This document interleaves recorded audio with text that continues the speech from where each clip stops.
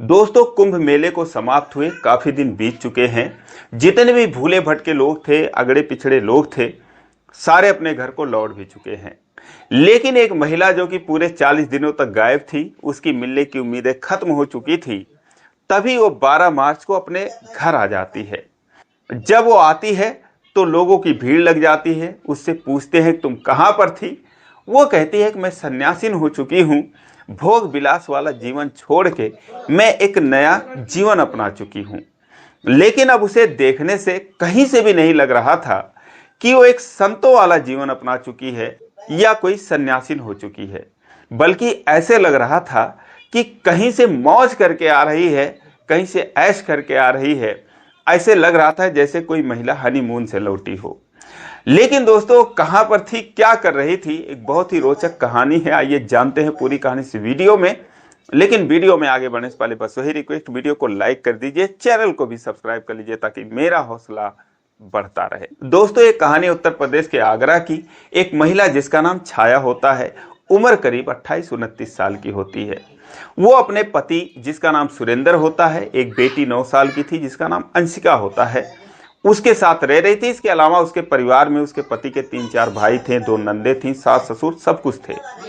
तो वो 2 फरवरी के दिन अपने गांव के 8-10 लोगों के साथ महाकुंभ में नहाने के लिए, संगम में स्नान करने के लिए प्रयागराज पहुंचती है। वहां पर जाकर वो स्नान करती है। लेकिन स्नान करने के बाद जब ये लोग घर आने की तैयारी कर रहे थे, तभी एक कॉस्मेटिक की दुकान पर वो अपनों से बिछड़ जाती है। उसके बाद इसके गांव वाले काफी ढूंढते हैं लेकिन वो मिलती नहीं है। फिर वो खोया पाया केंद्र में नाम लिखवा कर और फिर उसके बाद कुछ देर इंतजार करके वो लोग वापस आगरा चले आते हैं। इस बीच जो है, जब वो घर पे आते हैं तो उसका पति पूछता है कि छाया कहाँ गई। तो वो लोग कहते हैं कि वो मेले में गुम हो गई। वो गुस्सा हो जाता है, इन लोगों के खिलाफ जाके थाने में दरख्वास्त दे देता है कि ये लोग मेरी पत्नी को लेकर गए और पता नहीं कहां पर गायब करके चले आए। अब पुलिस वाले इनसे पूछताछ करते हैं, लेकिन ये भी सोचते हैं कि चलो मेले में तो गुम हो ही जाते हैं लोग, समझदार है, चली आएगी। 28-29 साल की महिला कहां चली जाएगी। लेकिन दोस्तों, अब काफी दिन बीत गया, छाया का कहीं अता पता नहीं चला, वो वापस भी नहीं आई। इधर उसकी बेटी थी 9 साल की, वो रो रो के परेशान हो जाती है कि मेरी माँ कहाँ गई। अब मामला जो है पेचीदा हो जाता है, क्योंकि जो सुरेंद्र था, छाया का पति था, वो अपने पड़ोसियों से या जिनके साथ गई थी उनसे लड़ाई झगड़ा करता रहता, ससुराल वालों से भी लड़ाई झगड़ा करता रहता कि तुम ही लोगों ने कहीं उसको गायब कर दिया है। लेकिन दोस्तों, अब वो कहां पर थी किसी को कोई पता नहीं। अचानक से 12 मार्च के दिन, यानी कि वो 2 फरवरी को गई थी, 12 मार्च के दिन करीब 40 दिन के बाद वो अपने घर पर आ जाती है। जैसे वो आ जाती है, शोर मच जाता है। जिसके साथ वो गई थी वो भी राहत की सांस लेते हैं कि चलो आ गई। लेकिन सबसे बड़ा सवाल, वो गई कहाँ थी। उसका पति जो सुरेंद्र था उससे पूछता है तुम कहाँ थी, कहाँ चली गई थी। तो वो वही कहानी बताती है कि मैं सन्यासीन हो चुकी हूँ, संत वाला जीवन अपना चुकी हूँ और मैं जो है भोग विलास वाला जीवन त्याग चुकी हूँ। अब जो महिलाएं थी जो सुनती हैं कि ये सन्यासीन हो चुकी है, संत हो चुकी है, तो उसके पैर छूने लगती हैं, जय जयकार करने लगती हैं। लेकिन लोगों को विश्वास नहीं हो रहा था, क्योंकि वो फटे हाल में गई थी, उसके पास शुद्ध कपड़े नहीं थे। लेकिन जब आई थी तो पाँव में पायल था, हाथ में जो है अच्छी अच्छी चूड़ियां पहन रखी थी, रिंग पहन रखी थी। इसके अलावा स्मार्टफोन भी हाथ में था, एक अच्छा सा पर्स भी उसके हाथ में था। अब जैसे उसको देखती है, जो उसकी बेटी थी 9 साल की, वो तो गले लग जाती है माँ के अपने। वो रोने लगती है क्योंकि वो पिछले 40 दिनों से बहुत ही ज़्यादा परेशान थी, सबसे ज़्यादा वही परेशान थी। पति को कोई खास फर्क नहीं पड़ रहा था क्योंकि वो नंबर 1 का पियक्कड़ था, वो पी पा के अपना पड़ा रहता था और उन लोगों से झगड़ा करता रहता था जिनके साथ वो गई थी। लेकिन अब वो उससे पूछते हैं तुम यहाँ पर आई किस लिए हो। वो कहती है मैं अपने बेटी को अपने साथ लेने आई हूँ। तो उसके घर वाले कहते हैं बेटी का क्या काम, और तुम पता नहीं क्या कर रही थी, तुम्हें देखने से तो लग नहीं रहा है तुम कोई पुजारिन हो, सन्यासीन हो, ऐसे लग रहा है तुम पता नहीं कौन सा धंधा कहीं पर कर रही थी। तमाम तरह की उल्टी सीधी बातें करने लगते हैं। कहते हैं कि तुम इसको ले जाओगी तो इसकी भी जिंदगी खराब कर दोगी, तुम्हारा क्या भरोसा। वो कहती है नहीं, मैं अपने बेटी को साथ लेकर जाऊंगी, ये मेरी सेवा करेगी। लेकिन दोस्तों, अब मामला हो जाता है पेचीदा, तो लोग पुलिस को बुला लेते हैं। जो उसका पति सुरेंद्र था पुलिस को बुला लेता है। पुलिस आती है, फिर पूछताछ करती है, तो वही कहानी बताती है कि मैं अपनी बेटी को ले जा रही हूँ और यही मेरी दुनिया में ये भी रम जाएगी। अब पुलिस वाले देखते ही पहचान लेते हैं कि छाया जो है वो झूठ बोल रही है। वो कहते हैं कि तुम जब समाज से कट चुकी हो, तुम सन्यासी नहीं हो चुकी हो, भोग विलास से दूर हो चुकी हो, मोह माया से तुम्हें कोई मतलब नहीं है, तो तुम बेटी को ले जाकर क्या करोगी? बेटी से तुम्हारा क्या मतलब है? और अगर बेटी को ले ही जा रही हो तो उससे पहले तो तुम्हारी शादी हुई है, तुम्हारा पति तुम्हारे घर पर है, उसको लेकर जाओ, उसके साथ रहो, बेटी के ऊपर उसका भी हक है, तो तुम उसको अकेले क्यों लेकर जा रही हो? लेकिन जब बेटी से पूछते हैं किसके साथ रहोगी, तो वो तो जाहिर सी बात है, वो कहती है मैं अपनी माँ के साथ रहूंगी। लेकिन अब सिर्फ 9 साल की बच्ची को अपना फैसला लेने का अधिकार तो था नहीं। पुलिस वाले कहते हैं कि ये अपने परिवार में रहेगी, जो लोग समाज में रह रहे हैं तो ये समाज के साथ रहेगी, और तुम जो है सन्यासी बन चुकी हो तो तुम्हें मुबारक है, हम तुम्हें धन्यवाद देते हैं, लेकिन किसी भी हालत में ये बेटी तुम्हारे साथ नहीं रहेगी। पुलिस कहती है कि सच सच बताओ मामला क्या है। उनके साथ जो है महिला पुलिस भी आई थी। अब जब उसके ऊपर प्रेशर पड़ता है तो वो सारी कहानी बयां कर देती है, जिसे सुनकर पुलिस वाले भी हैरान हो जाते हैं, वहां पर जितने लोग थे वो भी हैरान हो जाते हैं। उसके मुताबिक जब वो इन लोगों के साथ गई थी तो संगम में डुबकी लगाने के बाद ये लोग वापस आने की तैयारी कर रहे थे, घर के लिए प्रसाद वगैरह खरीद रहे थे, और इसी सिलसिले में जो 4-6 महिलाएं थी वो कॉस्मेटिक की दुकान पर जाती हैं, सौंदर्य प्रसाधन खरीदने लगती हैं। तो एक दुकान पर ये लोग जाती हैं जहां पर एक युवक जो है वो अपनी दुकान लगा रखा था, उसका नाम दिनेश होता है। वो कॉस्मेटिक का सामान रखा हुआ था। ये सारे लोग बोल भाव करने लगते हैं, अपने अपने हिसाब से खरीदने लगते हैं, लेकिन काफ़ी भीड़ थी। तो दिनेश कहता है मैडम आगे बढ़ो, क्यों इतनी भीड़ लगा रखे हो आप लोग? और जो छाया थी उसके पास पैसे थे नहीं, वो भी बेटी के लिए सोची कुछ ले लूं, लेकिन उसके पास पैसे नहीं थे। वो कहती है कि एक तो अकेले हो और ऊपर से कस्टमर से ऐसे बात कर रहे हो, कह रहे हो कि आगे बढ़ो, अरे कोई देखेगा नहीं तो लेगा कैसे? वो कहता है हाँ हाँ ठीक है, लेकिन इतनी भीड़ में इतना देखना नहीं है, जो समझ में आए लो और आगे बढ़ो। तो वो कहती है किसी और को काम पर रख लो, और अकेले तुम नहीं कर पाओगे। जब वो आगे बढ़ जाते हैं लोग, तो जो दिनेश था वो जाता है छाया जो कि पीछे पीछे चल रही थी उससे पूछता है कि मैडम तुम सही कह रही हो कि मैं अकेले काम नहीं कर पा रहा हूँ, तो क्या तुम मेरे पास काम करोगी? 500-600 रुपये मैं तुम्हें रोज़ दूंगा, और उसके बाद खाना पीना जो भी है वो सारी चीज़ें दूंगा। छाया के मन में ये बात बैठ जाती है, क्योंकि उसका जो पति था नंबर 1 का, जो सुरेंद्र था नंबर 1 का पियक्कड़ था, वो किसी काम का नहीं था। जो भी ये गांव में मजदूरी करके लाती थी उसको भी ये पी खा के उड़ा देता था, और खुद एक दिन कमाने जाता था तो 2 दिन इसका इंतजाम हो जाता था, तो इसीलिए वो 2 दिन काम पर ही नहीं जाता था। तो इसलिए वो बहुत परेशान थी, पैसों की बड़ी किल्लत उसने देखी थी, और पिछले 10 सालों से जब से उसकी शादी हुई थी वो उससे परेशान ही थी। तो इसीलिए वो सोचती है चलो ठीक है, अभी महाकुंभ का जो मेला है वो 20-25 दिन रहेगा, तो 10-12 हज़ार 15 हज़ार में कमा जाऊंगी। वो कहती है ठीक है।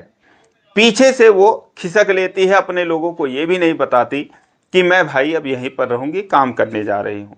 वो लोग आगे बढ़ जाते हैं।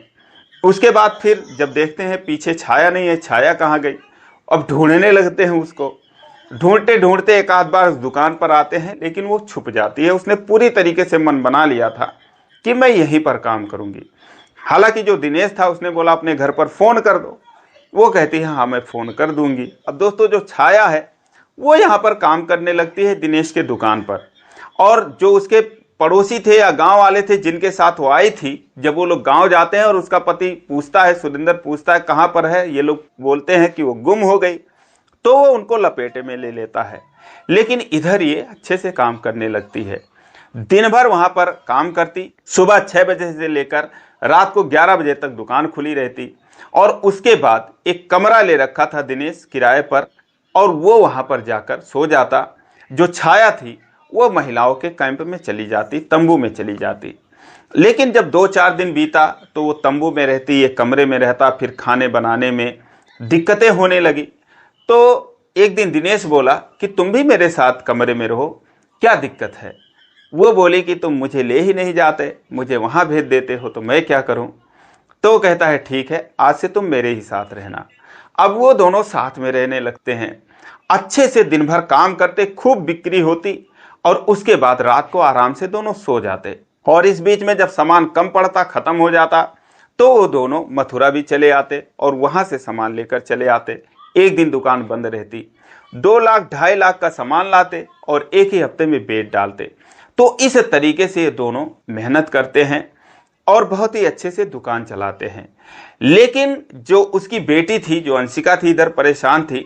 उसने अपने ससुराल में फ़ोन नहीं किया, लेकिन अपने मायके में उसने फ़ोन कर दिया था अपनी माँ के पास कि मैं जो है यहाँ पर ऐसे ऐसे काम कर रही हूँ और हो सके तो चली जाना, अंशिका को देख लेना या उसको लिवा लाना, वो परेशान होगी। उसकी माँ जाती है अंशिका को लिवाने के लिए, लेकिन उसका पति जो है वो भेजता नहीं। वो बोलता है कि पता नहीं तुम लोगों ने अपनी बेटी को बरगला दिया है, क्योंकि उन लोगों का झगड़ा चलता रहता था। तो वो कहता है कहीं तुम लोगों ने ही बरगला दिया उसको, कहीं पर भगा दिया और अब इसको भी लेने आए हो, तो मैं इसको नहीं भेजूंगा। इसीलिए वो उसको नहीं भेजता है और वो लोग अंशिका के बगैर अपने घर चले आते हैं। लेकिन दोस्तों, अब जब कुंभ समाप्त हो गया 25 या 26 फरवरी को, उसके बाद भी 3-4 दिन 5 दिन दुकान चली। जब फरवरी खत्म हो गया, मार्च लग गया, तो जब दुकान समेटने का वक्त आया, तो इतने दिनों में इन दोनों के बीच में एक बहुत ही अटूट रिश्ता सा बन जाता है, बहुत ही गहरा नाता बन जाता है। दिनेश कहता है कि काश तुम मेरे साथ काम करती, मेरे साथ ही रहती। तो छाया कहती है कि अब तुम कहाँ मुझे अपने साथ ले चलोगे, तुम्हारा काम हो गया। और उसके बाद चूंकि उसने हिसाब करके उसको 10-15 हज़ार जो भी थे वो पैसे भी दे दिए, एक्स्ट्रा पैसे दे दिए, एक गिफ्ट के रूप में मोबाइल भी दे दिया और ये हुआ कि अपने अपने घर चलते हैं। लेकिन अब जो दिनेश था वो चाहता था छाया मेरे साथ चले, छाया भी यही चाहती थी कि मैं इसके साथ चलूं। फिर उन दोनों में बातचीत होती है और वो दिनेश के साथ मथुरा चली जाती है, उसके घर पे चली जाती है। उसके घर वाले देखते हैं कि ये कौन है, कैसे आ गई। तो वो कहता है मैंने शादी कर ली। हालांकि जो दिनेश था वो भी शादीशुदा था, लेकिन उसकी भी पत्नी उसे छोड़कर जा चुकी थी, इसीलिए वो समझो अकेला ही था। पत्नी से उसका एक हिसाब से तलाक हो चुका था। तो घर वालों से बोलता है कि मैं शादी करके लाया हूं। घर वाले भी खुश हो जाते हैं कि चलो लाया होगा। वो जो है बहू का स्वागत करते हैं। हालांकि जो दिनेश था वो अकेले ही रहता था, जो उसके सारे भाई थे सबका अपना अपना बिजनेस था, लेकिन अब उसका जो है वो स्वागत करते हैं कि चलो कम से कम इसने भी घर बसा लिया, अच्छी बात है। अब क्योंकि दिनेश के परिवार वालों ने छाया को पहली बार देखा था, इससे पहले जब वो सामान 1-2 बार लेने आया था तो मार्केट में ही आता और मार्केट से ही चला जाता था, तो इस हिसाब से सारी चीज़ें यहाँ पर ठीक हो जाती हैं। लेकिन अब उसे अपनी बेटी की याद आने लगती है। छाया की माँ ने बता ही दिया था कि उसने जो है बेटी को नहीं भेजा, नहीं दिया हम लोगों को। वो कहती है कि ऐसा है कि मैं अपने बेटी के पास जाऊंगी, तुम्हारे लिए तो मैं सारी दुनिया छोड़ सकती हूँ लेकिन अपने बेटी को नहीं छोड़ सकती। वो कहता है कोई बात नहीं, अगर तुम मेरी पत्नी बनने को तैयार हो, मेरी पत्नी हो, तो बेटी को भी मैं अपनी बेटी की तरह ही रखूंगा, चलो उसको ले आते हैं। तो ये दोनों मथुरा से जाते हैं आगरा, लेकिन उसके ससुराल नहीं जाकर छाया के मायके में जाते हैं। उसके साथ दिनेश भी जाता है छाया के साथ। जो मायके वाले देखते हैं तो वो तो उनको तो सही लग रहा था, जो भी था उसने बता दिया कि मैं इसी के साथ रहती हूँ और इन्हीं से मैं शादी करूँगी। ससुराल वालों ने भी कहा ठीक है, क्योंकि वो जो सुरेंद्र था उससे दुखी थे, जो उनका दामाद था। जब से इन्होंने शादी किया था बस बेटी को ठोकरें ही मिली थी, तो इसीलिए वो लोग उससे परेशान थे। वो लोग चाह ही रहे थे कि बेटी कहीं और घर बसा ले, लेकिन जो है वो कहते हैं कि ठीक है तुम यहाँ पर रहो और छाया जाए अपनी बेटी को लेकर चली आए। छाया जाती है, लेकिन सोचते हैं कि लाएगी कैसे, वो देगा कैसे। कहती है ठीक है, यही बताते कि तुम बोल देना मैं सन्यासीन हो चुकी हूँ और आसानी से वो लोग दे देंगे। लेकिन वहाँ पर जब पुलिस आ जाती है तो मामला उल्टा पड़ जाता है और वो लोग बेटी को देते नहीं। अब पुलिस जो है उसके बाद इसके मायके वालों को बुलवाती है और दिनेश को भी बुलवाती है। उनसे पूछताछ करती है कि जरा देखूं कौन सा आदमी है, कैसे एक बच्चे की माँ को इस तरीके से रखेगा। और उसके बाद फिर दिनेश से मिलते हैं तो दिनेश भला आदमी लगता है। सबसे पूछती है पुलिस तो पड़ोसी भी कहते हैं कि हाँ ये तो बहुत पीता है, मारता पीटता है, जरा भी कदर नहीं करता, यही कमा के इसको खिलाती है, शादी धोखे से हो गई, गलत जगह इसकी हो गई थी, 10 साल इसने गुजार लिए, अब अच्छा यही होगा कि ये जो है अपना और कहीं देख ले। अब पुलिस वाले जो है सुरेंद्र से पूछते हैं कि हाँ भाई तुम्हारी पत्नी तो ऐसे कह रही है, अब तुम क्या करोगे। वो बोलता है कि ये ऐसे ही घूम के आई है और इसके साथ रह के आई है, तो मैं वैसे भी नहीं रखने वाला और मैं जो है इसको रखूंगा ही नहीं। अब इसी पर सारी बात खत्म हो जाती है। बेटी कहती है मैं तो मम्मी के साथ ही रहूंगी। सुरेंद्र कहता है ठीक है, जहां तेरी माँ जाएगी वहीं तो तू जाएगी, मेरे पास क्यों रहेगी। तो इसीलिए वो अपनी माँ के साथ चली जाती है और फिर दोस्तों ये लोग वहां से चले आते हैं छाया के मायके में, वहां रहते हैं और वहां से होली बिताकर फिर वो लोग मथुरा चले जाते हैं। तो दोस्तों महाकुंभ के मेले में इसे चमत्कार कहें या क्या कहें, आप ही कमेंट करके बताएं कि जो दिनेश और छाया ने किया वो सही था या गलत था। आप कमेंट करके जरूर बताएं, आपके कमेंट का इंतजार रहेगा। तो दोस्तों ये रही कहानी, आपको कैसी लगी। अगर अच्छी लगी तो वीडियो को लाइक नहीं किया तो लाइक कर दीजिए, चैनल को भी सब्सक्राइब कर लीजिए इसी प्रकार की कहानियों के लिए। फिर मिलेंगे अगले वीडियो में, तब